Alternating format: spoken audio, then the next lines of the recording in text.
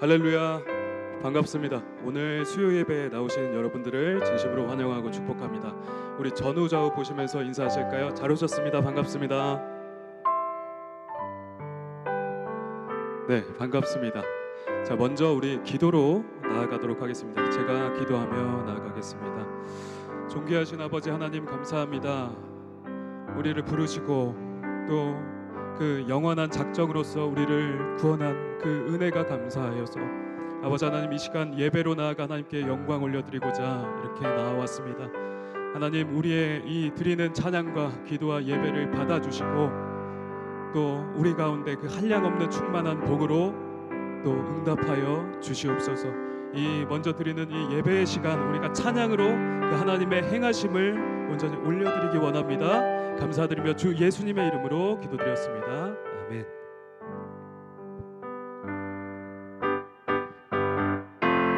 우리 이 시간 기쁨을 주시는 우리 왕께 우리 힘찬 박수로 나아가며 찬양하도록 하겠습니다.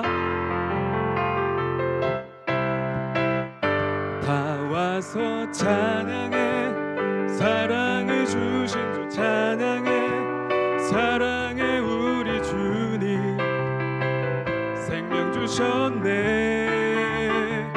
소리쳐 찬양해, 기쁨을 주시는 우리 왕, 찬양의 제사 드리며 주님께 경배해. 다 와서 찬양해, 찬양해, 찬양해 주님, 찬양해 주님 우리 왕. 다 와서 찬양해, 찬양해, 찬양해 주님, 찬양해 주님 우리 왕. 다시 한 번 더 고백합니다. 다 와서 찬양해, 사랑을 주신 주 찬양해, 사랑해 우리 주님, 생명 주셨네. 소리쳐 찬양해, 기쁨을 주시는 우리 왕, 찬양의 제사 드리며 주님께 경배해. 아멘. 다 와서 찬양해, 찬양해, 찬양해 주님, 찬양해 주님 우리 왕. 다 와서 찬양해, 찬양해, 찬양해 주님, 찬양해 주님. 우리 한 번 더 고백하겠습니다. 다 와서 찬양해, 다 와서 찬양해, 찬양해, 찬양해 주님, 찬양해 주님 우리 왕.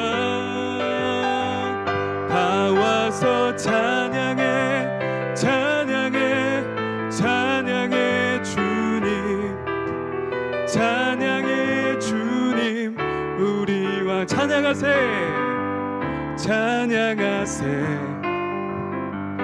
찬양하세.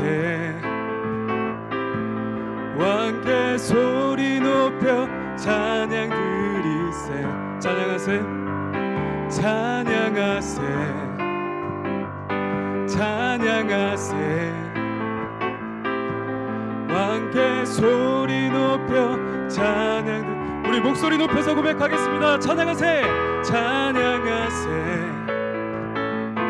찬양하세. 왕께 소리 높여 찬양 드리세. 찬양하세, 찬양하세, 찬양하세.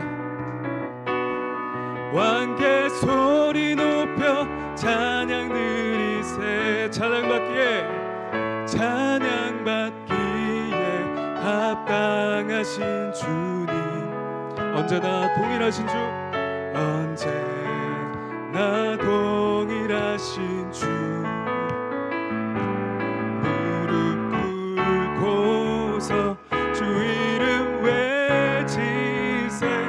예수 나의 왕,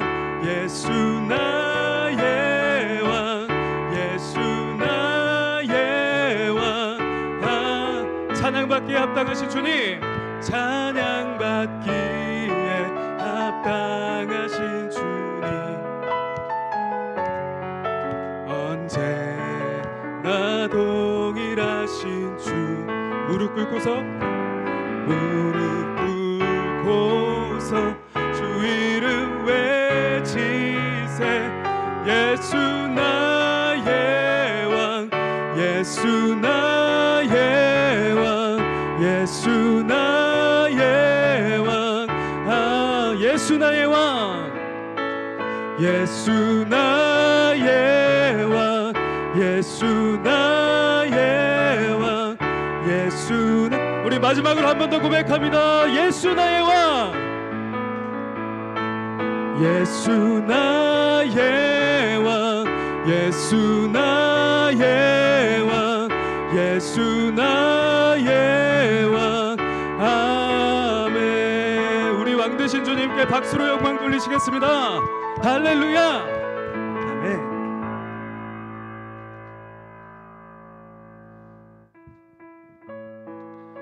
우리 하나님의 사랑을 사모하며 주만 바라보겠다는 고백으로 함께 나아가도록 하겠습니다.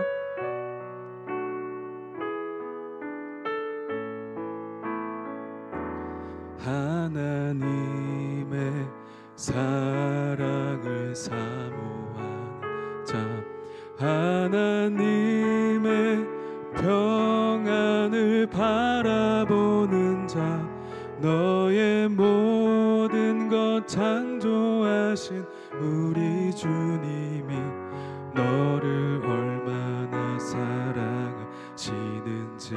하나님과의 찬양과 경배하는 자, 찬양과 경배하는 자, 하나님의 선하심을 닮아가는 자, 너의 모든 것 창조하신 우리 주님이 너를 자녀 삼으셨네. 하나님 사랑의 눈으로 너를 어느 때나 바라보시고, 하나님인 자한 귀로서 언제나 너에게 기울이시니,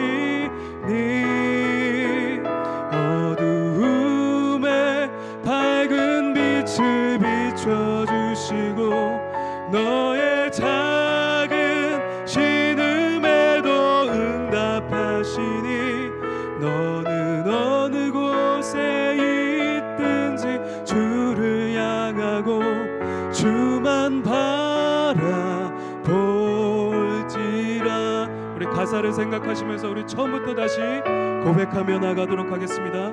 하나님의 사랑을 사모하는 자, 하나님의 평안을 바라보는 자, 너의 모든 것 창조하신 우리 주님이 너를 얼마나 사랑하시는지. 아멘. 하나님께 찬양과 경배하는 자, 하나님의 선하심을 닮아가는 자, 너의 모든 것 창조하신 우리 주님이 너를 자녀 삼으셨네. 아멘. 하나님 사랑의 눈으로, 하나님 사랑의 눈으로 너를 어느 때나 바라보시고, 하나님인 자한 귀로서 언제나 너에게 기울이시니, 어두움에 밝은 빛을 비춰주시고, 너의 작은 신음에도 응답하시니, 어느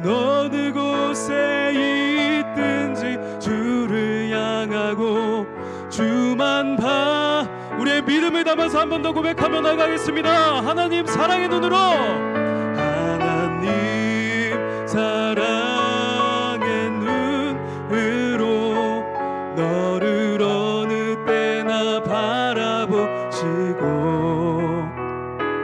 하나님 인자한 귀로서 언제나 너에게 기울이시니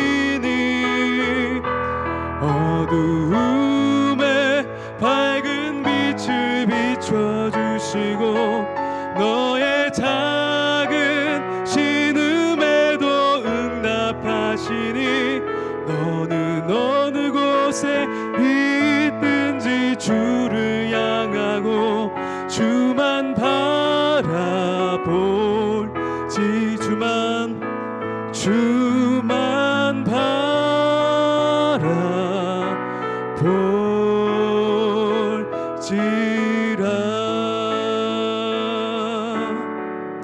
우리 시간 함께 기도하며 나가도록 하겠습니다. 이 시간 선포될 말씀을 위하여서 기도하고요, 이 드려지는 예배의 은혜와 회복을 위하여서 함께 통성으로 주여 한번 외치고 기도하며 나가도록 하겠습니다. 주여, 하나님 아버지, 이 시간 우리 가운데 기름 부어 주실 하나님, 그 하나님의 말씀을 우리가 기대하며 나아갑니다.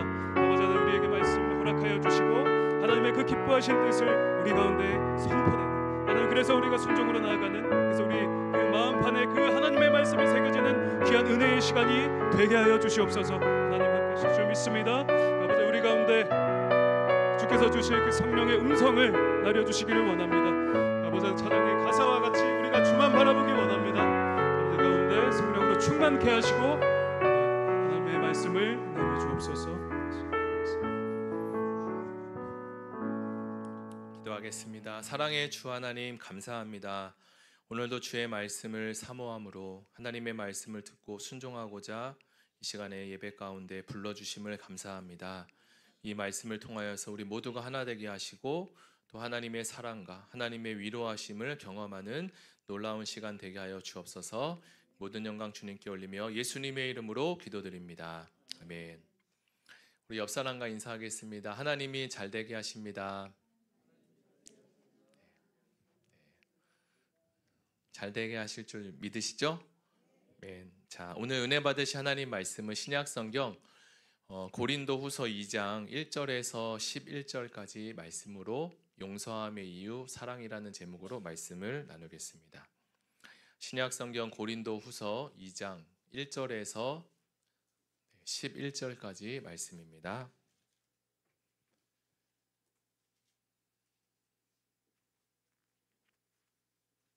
네, 다 찾으셨으면 우리 교독에서 읽겠습니다. 제가 먼저 읽겠습니다. 내가 다시는 너희에게 근심 중에 나아가지 아니하기로 스스로 결심하였노니, 내가 너희를 근심하게 한다면 내가 근심하게 한 자밖에 나를 기쁘게 할 자가 누구냐? 내가 이같이 쓴 것은 내가 갈 때에 마땅히 나를 기쁘게 할 자로부터 도리어 근심을 얻을까 염려함이요, 또 너희 모두에 대한 나의 기쁨이 너희 모두의 기쁨인 줄 확신함이로다. 내가 마음에 큰 눌림과 걱정이 있어 많은 눈물로 너희에게 썼노니 이는 너희로 근심하게 하려 한 것이 아니요 오직 내가 너희를 향하여 넘치는 사랑이 있음을 너희로 알게 하려 함이라. 근심하게 한 자가 있었을지라도 나를 근심하게 한 것이 아니요 어느 정도 너희 모두를 근심하게 한 것이니 어느 정도라 함은 내가 너무 지나치게 말하지 아니하려 함이라. 이러한 사람은 많은 사람에게서 벌 받는 것이 마땅하도다. 그런즉 너희는 차라리 그를 용서하고 할 것이니 그가 너무 많은 근심에 잠길까 두려워하노라. 그러므로 너희를 권하노니 사랑을 그들에게 나타내라. 너희가 범사에 순종하는지 그 증거를 알고자 하여 내가 이것을 너희에게 썼노라. 너희가 무슨 일에든지 누구를 용서하면 나도 그리하고 내가 만일 용서한 일이 있으면 용서한 그것은 너희를 위하여 그리스도 앞에서 한 것이니. 같이 읽겠습니다. 이는 우리로 사단에게 속지 않게 하려 함이라. 우리는 그 계책을 알지 못하는 바가 아니로라. 아멘. 네, 삼둥이 아빠 한성희 목사입니다. 저희 집 삼둥이가 다음 주가 되면 이제 꼭 새 돌이 되는데요. 이제 제법 말도 잘하고 또 자신의 이 감정 표현도 어느 정도 이제 하고 있습니다. 그러나 아직은 어린 아이입니다. 제가 가끔 아이가 너무 귀여워서 우리 아가라고 부르면 나 아가 아닌데, 나 언닌데 라고 매우 기분 나쁜 이 감정을 표현을 합니다. 이처럼 부모가 이 자녀를 보면 아직도 어린 아이로 느껴지는데 이런 것이 바로 이제 부모의 마음이 아닐까라는 생각을 하게 됩니다. 오늘 우리가 읽은 이 고린도후서 말씀도 성도를 향한 그리고 부모의 마음을 지닌 이 바울이 편지를 쓴 것 같은 느낌을 받게 됩니다. 우리가 이제 수요 예배를 이전까지는 고린도 전서를 쭉 묵상해 왔고 이제 고린도 후서를 이제 나누게 되었는데요. 이 서신은 이제 여전히 바울이 고린도에 보낸 두 번째 편지입니다.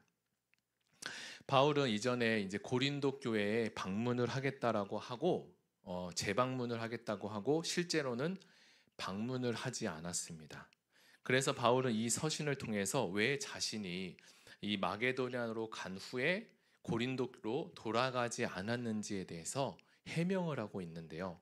이 말씀을 통해서 하나님께서 저와 여러분에게 주시는 메시지가 있으시기를 예수님의 이름으로 소망합니다. 바울에게는 이 고린도 교회에 가지 못한 이유가 있었다고 합니다. 첫 번째 이유는요, 바울이 고린도에 갈 수 있었지만 고린도 성도들을 아끼는 마음으로 일부러 가지 않았다고 합니다. 지금까지 우리는 고린도 교회에 대해서 계속적으로 나누어 왔는데 고린도 교회 안에 정말 많은 문제들이 있지 않았습니까? 그렇다면 이런 상황 가운데 바울이 고린도 교회를 향해서 원하는 것은 무엇일까요?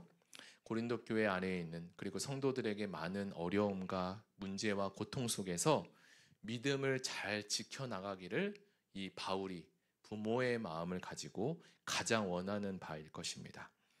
둘째로 바울은 이 근심 중에 고린도 교회 성도들에 나가기를 원치 않았어요. 이 근심이라는 것은 고린도 교회 성도도 근심이 있었고 바울 자신에게도 근심이 있었습니다. 바울의 편지를 받은 이 고린도 교회 성도들은 바울이 보낸 편지를 읽고 회복하는 일들이 많이 있었지만 오히려 바울을 시기하고 그리고 이상한 사람으로 모는 사람들까지 생겨나게 되었습니다.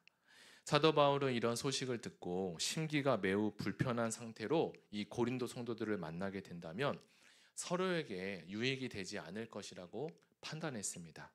그래서 바울은 이 고린도 전서를 쓰면서 고린도 사람 성도들에게 아주 따끔하게 혼쭐을 내는 책망의 편지를 보냈는데요.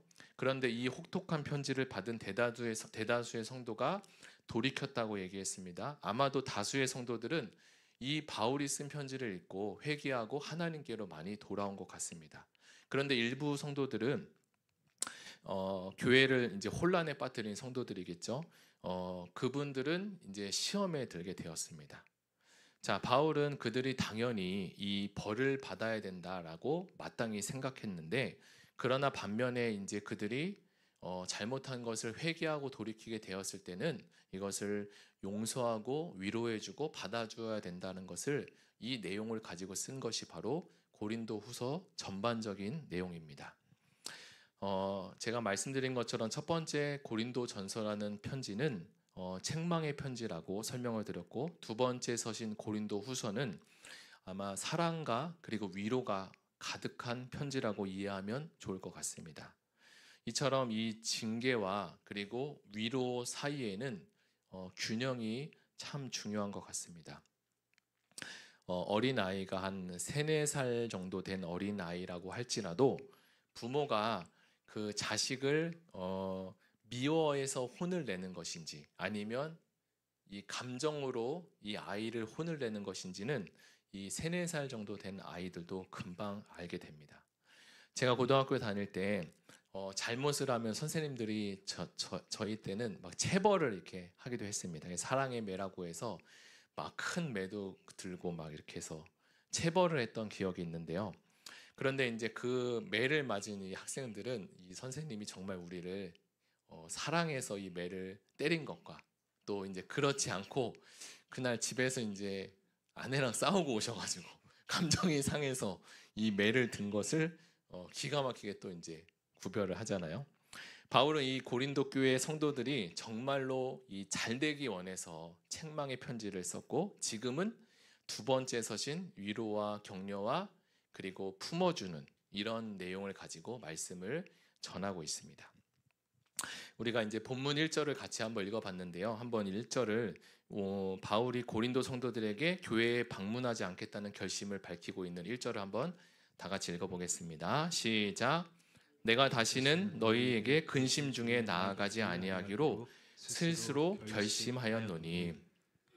네, 바울은 본래 마게도냐에 거쳐 이제 고린도로 갈 계획에 있었습니다. 그러나 고린도 교회 편지를 통해서 이 소식을 전달받았어요. 디모데를 통해 전달을 받았는데 그 소식을 들은 바울은 견디기가 매우 어려웠습니다. 소식에 따르면 고린도 성도들은 이 바울의 겉면을 들으려고 하지 않았고, 심지어 일부 성도들은 이 바울의 이 사도권마저 부인하고 그리고 사도로 인정하지 않는 입장까지도 나왔습니다. 그래서 바울은 이 고린도 방문을 취소하고 고린도 후서를 쓰면서 내가 근심 중에는 방문하지 않겠다라는 내용을 이 2장에서 밝히고 있습니다. 그리고 우리가 함께 읽은 2절에는 조금 이제 어렵게 기록이 되어 있는데 한번 같이 읽겠습니다. 시작. 내가 너희를 근심하게 한다면 내가 근심하게 한 자밖에 나를 기쁘게 할 자가 누구냐. 이 말씀은 바울의 책망을 듣고 근심하는 그 사람이 오히려 자신을 이제 기쁘게 해줄 자가 될 것이다라는 말입니다. 즉 그때 처음 방문했던 이 방문이 성과가 없어 보이지만 그 방문이 일부 교인들에게는 참된 근심을 하게 만들어줬고, 그렇다면 그것은 내가 매우 잘된 방문이다라는 말을 이렇게 표현을 하고 있습니다. 바울은 고린도를 방문한 후에 성도들에게 어미 꾸짖는 편지를 보냈다고 이야기했습니다. 그 편지의 목적은 바울의 책망을 받아들이고 변화를 보임으로써 그것이 곧 그들에게도 기쁨이 될 것이라고 확신했기 때문에 바울은 이 편지를 썼던 거예요. 바울은 우리 안에 기쁨이 있을 때 여전히 다른 사람에게 이 기쁨을 흘려보낼 수 있다라는 사실을 잘 알고 있었습니다. 첫 번째 편지인 이 고린도 전서를 쓰면서 고린도 교회의 문제들을 바울은 살펴보면서 많은 눈물을 흘렸다라고 합니다. 왜냐하면요, 교회 안에는 수많은 분쟁들이 있었고요, 음행과 소송과 그 다음에 우상 숭배와 그리고 바울의 사도권을 부인하는 이런 여러 가지 일들이 이 고린도 교회에 너무나 많이 있었기 때문입니다. 그래서 바울은 애통하는 심정을 가지고 그 마음으로 이 편지를 써 내려갔습니다. 그럼에도 모두가 이 바울의 마음을 다 알아줬으면 좋겠는데 바울의 이 심정을 모두 다 진심을 다 이해하지는 못했습니다. 오히려 분을 내고 그리고 바울을 대적하는 일까지 생기게 되었습니다. 그래서 바울은 고린도 교회의 문제를 일으킨 사람들이 자신에게만 고통을 준 것이 아니라 어느 정도는 교회 전체에 고통을 준 것이라고 지적하는 바입니다.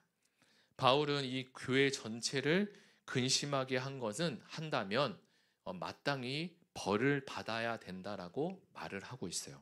그리고 그 뒤에 이 벌로서만 끝나는 것이 아니라 벌을 받았으면, 그들에게 징계를 내렸다면 이제는 그들을 용서하고 또 위로할 줄도 알아야 된다라고 이야기하고 있습니다.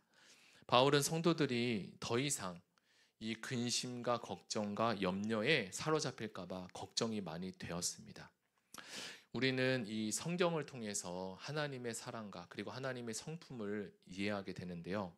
특별히 이제 구약 성경과 그리고 신약 성경을 통해서 하나님의 사랑을 이해하게 됩니다.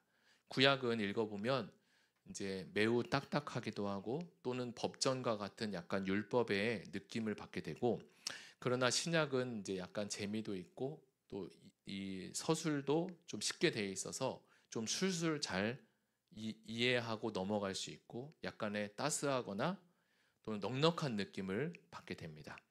그런데 이 구약도 그리고 신약도 모두 다 하나님의 말씀이고 하나님의 사랑의 표현인 줄 그렇게 우리가 생각하고 있죠. 사랑이라는 것은 때론 모질게 책망을 하기도 하고 또 때로는 다시 책망을 했다면 감싸주고 안아주고 포옹해 주는 것이 아마도 사랑일 것 같습니다. 저도 자녀들이 가끔 이제 위험한 행동을 하거나 그럴 때 이 아이들을 불러서 이제 훈육을 하게 되는데요. 아이들은 훈육을 받으면서 자신의 이 잘못을 그리고 위험한 행동을 깨닫게 됩니다. 그리고 잘못을 깨닫고 이제 부모에게 와서 용서를 구하게 되죠. 그러면 이제 언제든지 부모는 사랑으로 아이를 안아주고 그리고 보듬어 주게 된다는 사실도 이제 반복적으로 경험을 하면서 알게 됩니다. 당연히 이 어린 자녀가 이 똑같은 잘못을 할 것을 부모가 왜 모를까요? 다 알죠. 그러나 잘못을 용서를 구하고 오면 언제든지 부모는 가슴을 펴고 손을 벌려서 안아주고 받아주는 거죠. 이것은 아마도 하나님도 마찬가지라고 생각됩니다. 하나님은 우리를 사랑하시기에 우리가 때론 잘못된 길을 걸을 때 또 쓰디쓴 징계를 또 내리시기도 하지만 우리가 그 잘못된 길을 깨닫고 돌이키기만 한다면 하나님은 우리를 언제든지 안아주시고 그분의 사랑으로 우리를 보듬어 주시는 것을 우리 모두가 잘 알고 있지 않습니까? 사랑하는 성도 여러분, 여러분들은 이 사도 바울처럼 우리가 함께 읽었던 이 고린도후서의 말씀처럼 여러분과 함께 지내고 있는, 함께하고 있는 사람들을 잘 위로하고 또는 용서하고 계시고 있으십니까? 특별히 이 가까운 관계나 그리고 또 사랑하는 관계일수록 이 위로와 용서는 더 어려워질 수 있습니다. 그만큼 우리에게 이 용서라는 것이 그리고 위로를 준다는 것이 매우 어려운 일이 아닐까 생각이 됩니다.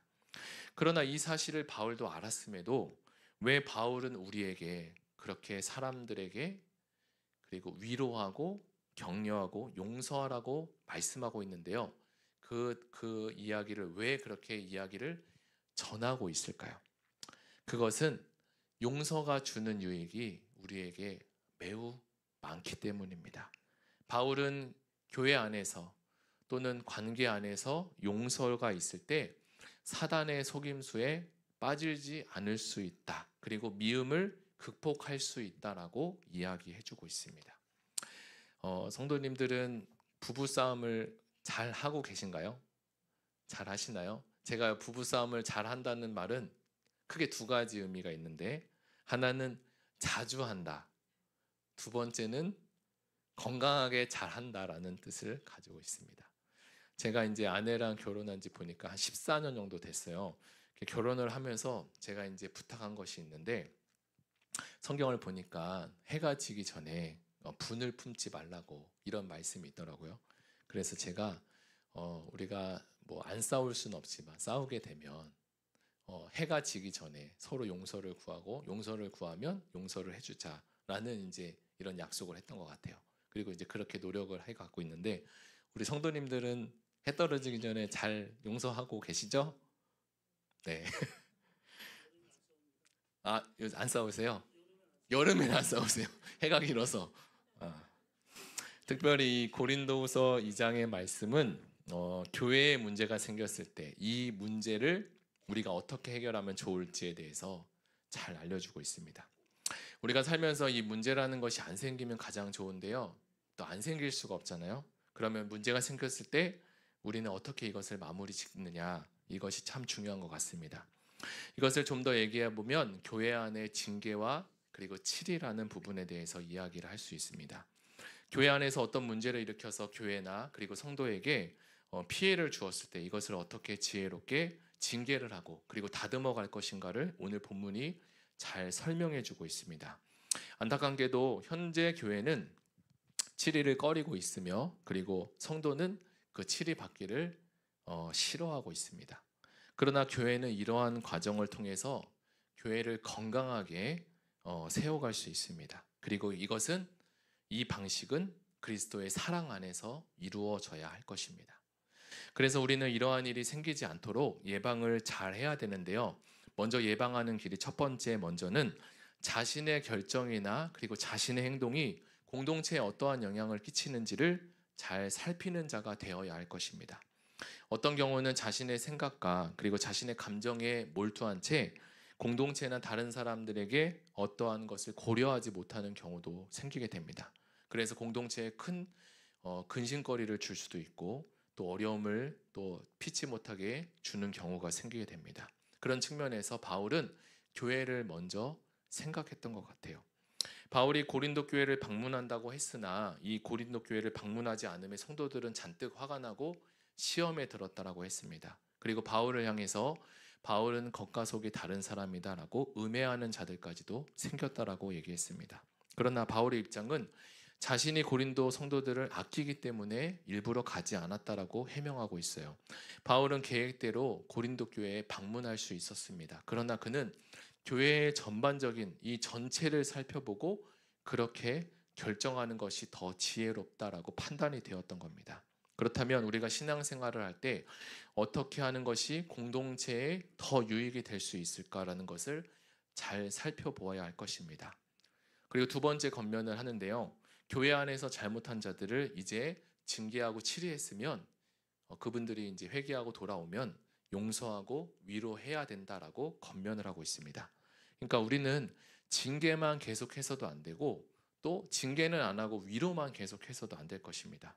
고린도 교회를 근심하게 한 자는 아마 바울을 심히 대적한 사람들이었을 것입니다. 그들은 바울만 아니라 교회의 혼란에 빠진 성도들을 근심하게 만들었다까지 이야기했습니다. 그래서 고린도 교회는 이들을 바울이 준 편지를 받고 치리하고 징계를 했던 거예요. 바울은 잘못을 이제 징계했으면 이제는 그들을 용서하고 위로해야 될 차례다라고 이야기를 해주고 있습니다. 왜냐하면 이 용서와 위로는 공동체를 견고하게 세워주기 때문입니다. 교회 안에 있는 죄는 징계하고 치리해야 할 것입니다. 그러나 거기서 끝내는 것이 아니라 이 용서와 그리고 위로까지 우리가 도달해야 할 것입니다. 용서하지 못하게 한다는 마음은 우리가 읽은 본문에 사단이 주는 마음이라고 했어요. 잘못을 정죄하여 넘어뜨리기보다 온전히 이제 세워주는 것이 곧 주님의 사랑일 것입니다. 사단이라는 말은 원어로 디아블로스라고 되어 있어요. 그 뜻이 쪼개는 자입니다. 그래서 사단은 성도와 성도를 나누고 그리고 목회자와 성도를 분리시킵니다. 사단은 처음부터 아담과 하나님 사이를 이렇게 쪼갰습니다. 우리는 주님의 교회를 섬기는 자로 부름을 받았습니다. 주님을 섬긴다고 말하지만 우리의 생각을 고집하여 공동체에 근심을 끼치는 것이 아니라 이제는 공동체를 세우고 그리고 예수님의 몸을 세우는 자가 되기를 우리가 힘써야 할 것입니다. 그렇다고 교회 안에 징계하는 것은 그렇게 간단히 쉬운 일은 아닙니다. 그래서 바울은 이 치리와 징계를 사랑의 기초에 세워서 해야 된다고 말하고 있어요. 제가 이전에 그 옥하는 목사님의 설교를 한번 잠시 들은 적이 있는데 그 설교 중에 하필 이런 이야기가 있었어요. 어느 교역자가 갑자기 성도를 이렇게 나무라는 것을 옥 목사님이 보셨나 봐요. 그래서 그 교역자를 불러서 성도를 그렇게 나무라는 것은 그를 위해서 정말 죽을 수 있을 만큼 그리고 희생할 수 있을 만큼이 되었을 때 그렇게 할 수 있다라는 말을 하시더라고요. 그래서 저는 이제 옥 목사님이 설교가 굉장히 날카롭고 그리고 예리한데 성도님들이 말씀을 들을 때 사랑을 받는다고 느끼는 것은 아마 그분이 사랑으로 이 말씀을 전하셨기 때문이라고 생각이 들었습니다. 자녀를 훈육하는 것보다 더 어려운 일은 자녀를 위로하고 그리고 자녀를 세우는 것이라고 생각합니다. 타인을 정죄하고 징계하는 것보다 그 사람을 위로하고 격려하고 세우는 일은 어떻게 보면 더 어려운 일일 수 있을 것 같습니다. 우리 모두는 예수님 안에서 이제 거룩한 성도가 다 되었는데 동시에 아직도 우리는 연약한 죄인인 것을 부인할 수 없습니다. 그래서 우리는 잘 이렇게 서 있는 것 같지만 언제든지 넘어질 수 있는 연약한 존재라는 것을 늘 기억해야 할 것입니다.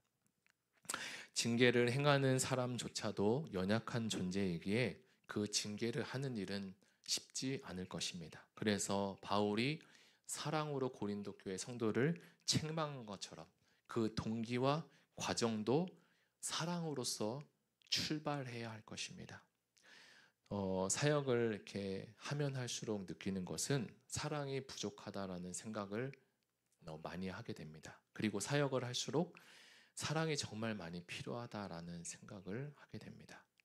사역은 이제 기술과 그리고 은사로만 되어지는 것이 아니라 사랑으로서 가능하겠다라는 생각을 많이 하게 되는 것 같아요.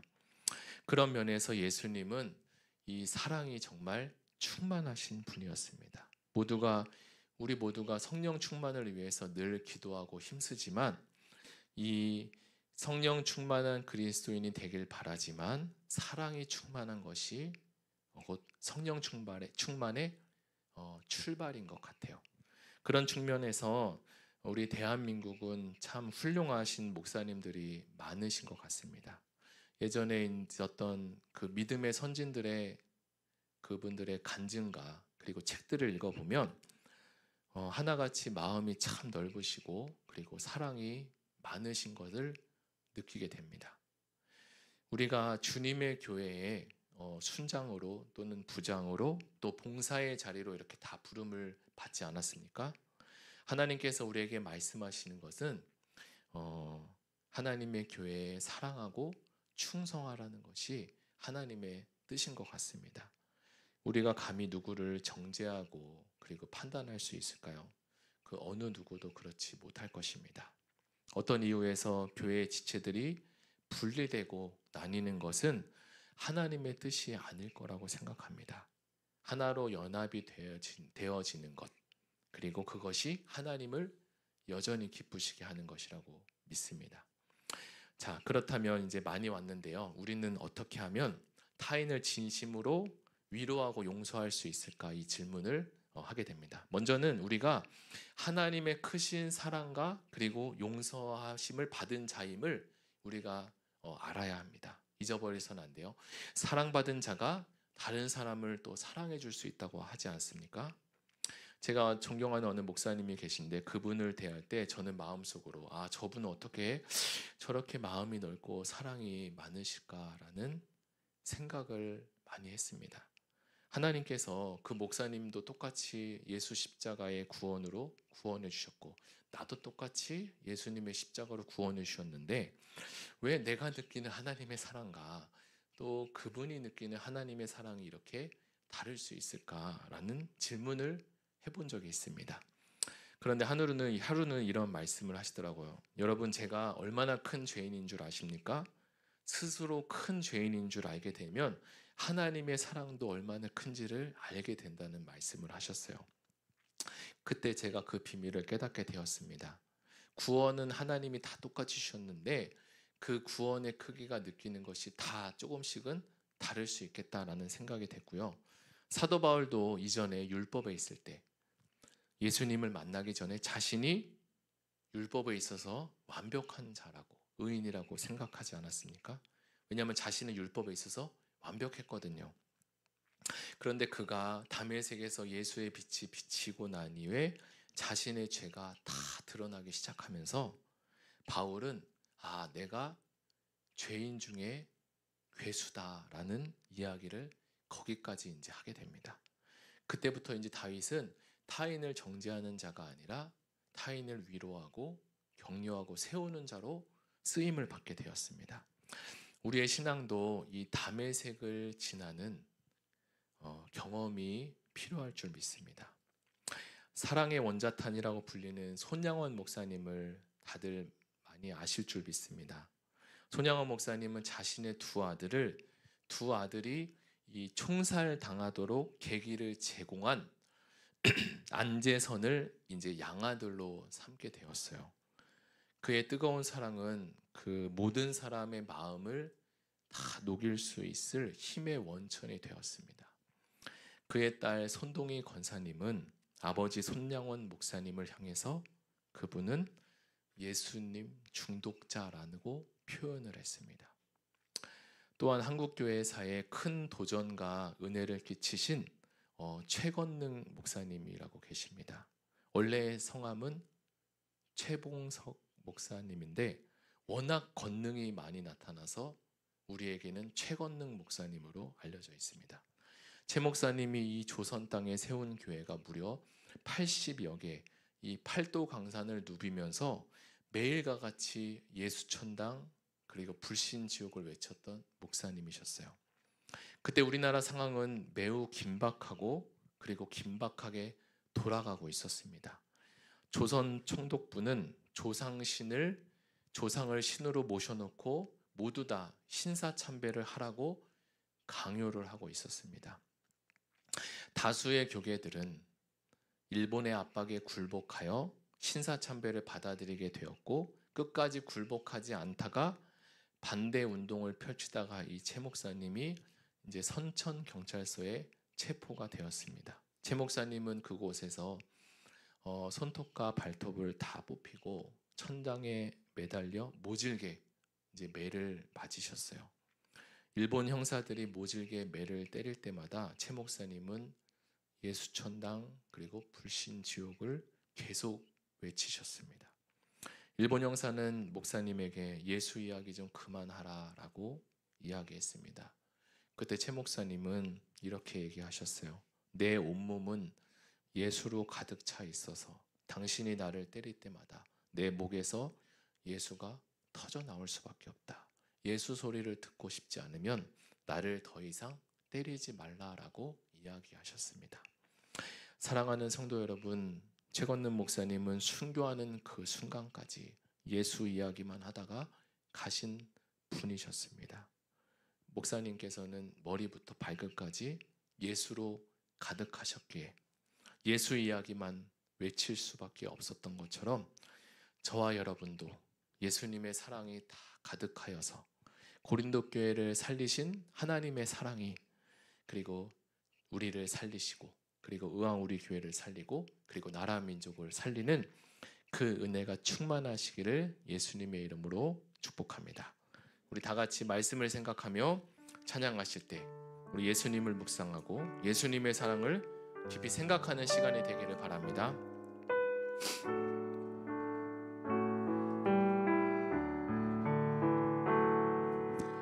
예수 사랑하심은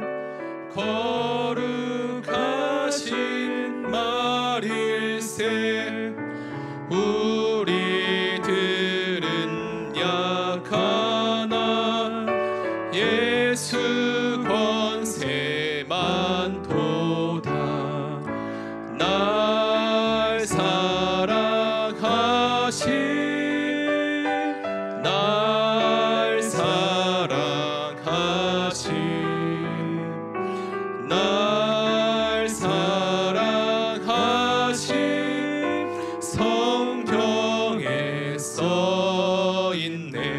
나를 사랑하시고 나를 사랑하시고 나의 죄를 다 씻어 하늘 문을 여시고 들어가게 하시네. 날 사랑하신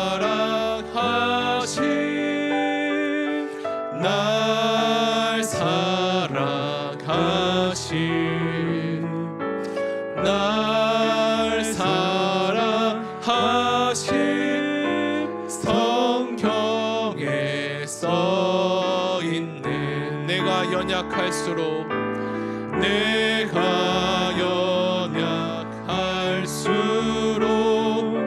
더욱 귀히 여기사 높은 보좌 위에서 낮은 나를 보시네. 날 사랑하신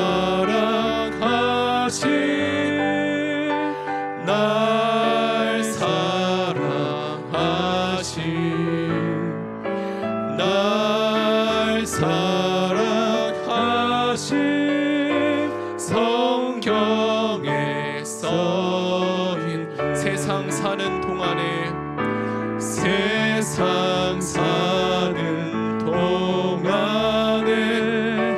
나와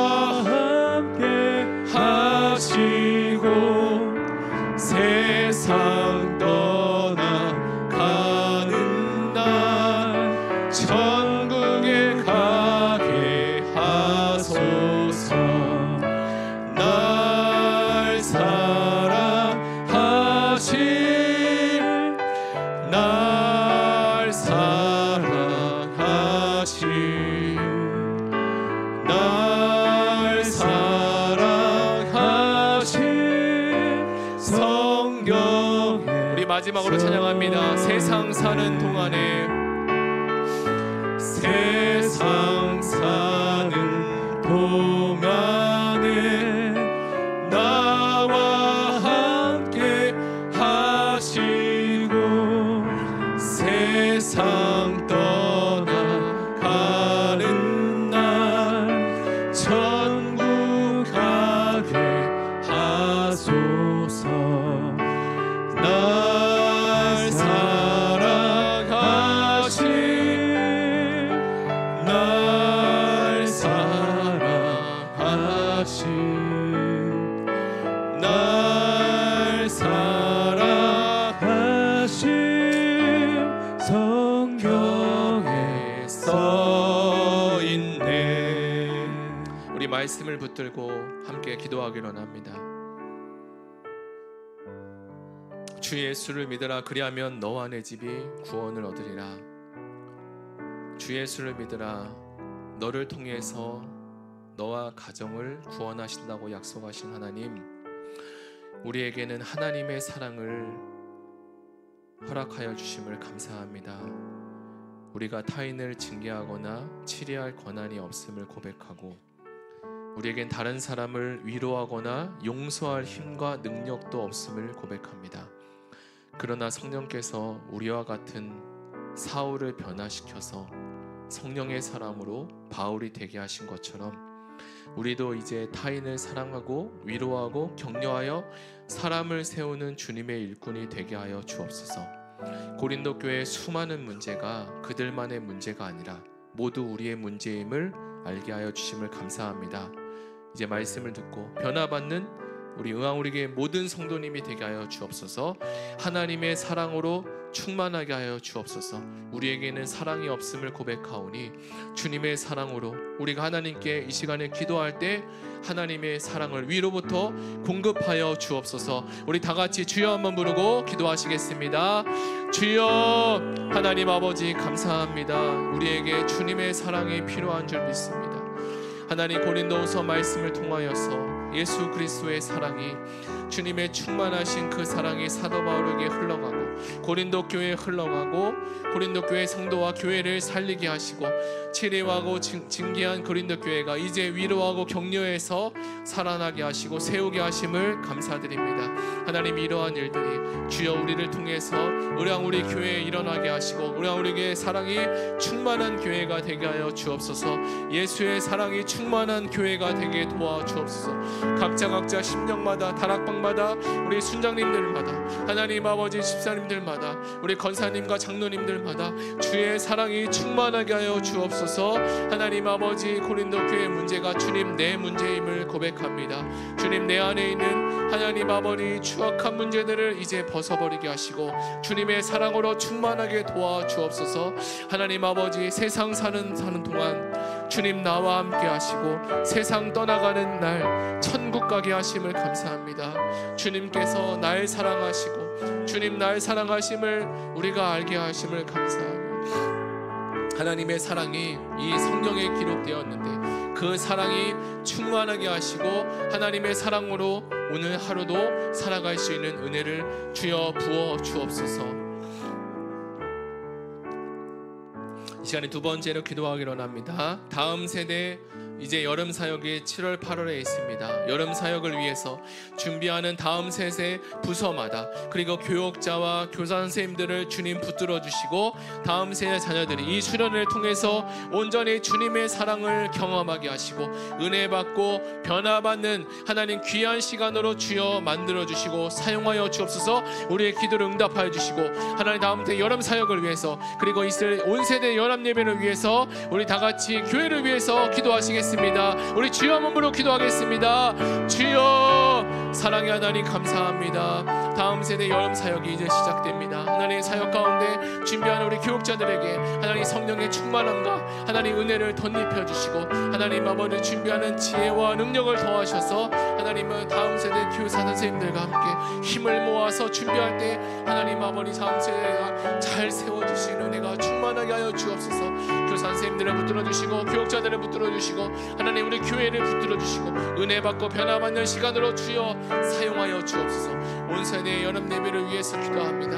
온 세대가 하나 될 수 있는 하나님 연합 예배가 되게 하여 주시고 다음 세대 여름 사역 가운데 7월 8월 더운 여름 사역 가운데 하나님 아버지 지치지 않도록 도와주시고 붙들어 주시고 하나님 아버지 주여 역사해 주셔서 하나님이 기뻐하시는 7, 8월 될 수 있도록 도와주시고 하나님 아버지 구원받는 역사가 일어나게 하여 주옵소서. 가정에 회복되는 역사가 주여 일어나게 도와주어 부서와 회복되는 역사가 주여 일어나게 도와주어 하나님 부서의 부흥이 일어나는 역사가 주여 일어나게 하여 주시옵소서. 하나님 부서의 사랑이 넘치는 은혜가 주여 일어나게 하여 주옵소서.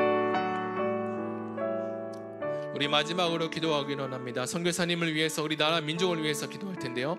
허드슨 노베베 선교사님 또 사역하는 가운데 4명의 사역자 허드슨, 유수리, 네디르, 소아드, 티르키 아우치 사역의 13 가정을 방문했는데 4명의 성도님이 예수님을 영접했다고 합니다. 이제 신앙이 잘 자라고 양육이 잘 되어서 온전한 신앙생활 하나님을 기쁘시게 하는 성도로 자랄 수 있도록 축복하여 주시고 교회 일꾼이 되게 하시고 선교지의 하나님의 일꾼으로 주여 세워 주옵소서. 7월 4일부터 7일까지는 3박 4일 이집트 청년 수양회가 예정되어 있습니다. 준비하는 손길이 하나님께서 함께 하시고 필요한 모든 것들 주님 부어주시고 채워주시고 하나님 이 설연을 통해서 하나님 기뻐하시는 일들이 일어나게 하여 주옵소서. 우리 선교사님을 위해서 기도하시고 그리고 나라 민족을 위해서 기도하시고 가지고 오신 개인 기도 제목 가지고 우리 다 같이 기도하시겠습니다. 하나님 아버지 감사합니다. 우리 허드슨 노베베 선교사님을 위해서 기도합니다. 하나님께서 함께 하시고 하나님 선교사님이 또 사역하시는 가운데 하나님 사역의 지혜와 하나님 능력을 더하시고 하나님께서 함께 하시는 하나님 사역이 될 수 있도록 주여 붙들어 주시옵소서. 티르키 아우리치 사역 가운데 하나님 13가정을 방문했습니다. 주여 4명의 성도가 하나님 예수 그리스도를 영접하게 되었는데 하나님 아버지 그 놀라운 일들 통해서 하나님 아버지 이제 양육되어지고 리더로 채워지게 도와주시고 하나님 아버지 하나님께서 선교사에 하나님 선교지의 큰 역할을 감당하시는 일꾼으로 주여 만들어 주시옵소서. 하나님 이분들의 신앙생활을 잘할 수 있도록 도와주시고 이분들의 가정을 하나님 구원하여 주시고 하나님 가정을 그리고 짓지와 하나님 많은 지인들에게도 복음의 역사가 주여 일어나게 도와주시고 7월 4일부터 7일까지 3박 4일간의